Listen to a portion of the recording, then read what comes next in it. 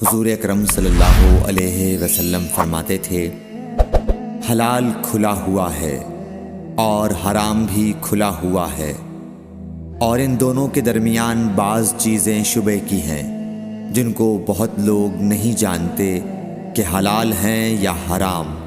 پھر جو کوئی شبہ کی چیزوں سے بھی بچ گیا اس نے اپنے دین اور عزت کو بچا لیا، اور جو کوئی ان شبہ کی چیزوں میں پڑ گیا اس کی مثال اس چرواہے کی ہے جو شاہی محفوظ چراگاہ کے آس پاس اپنے جانوروں کو چرائے۔ وہ قریب ہے کہ کبھی اس چراگاہ کے اندر گھس جائے اور شاہی مجرم قرار پائے۔ سن لو، ہر بادشاہ کی ایک چراگاہ ہوتی ہے، اللہ کی چراگاہ اس کی زمین پر حرام چیزیں ہیں، پس ان سے بچو۔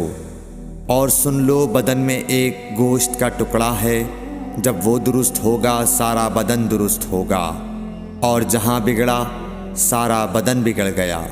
سن لو، وہ ٹکڑا آدمی کا دل ہے۔ صحیح بخاری حدیث نمبر 52۔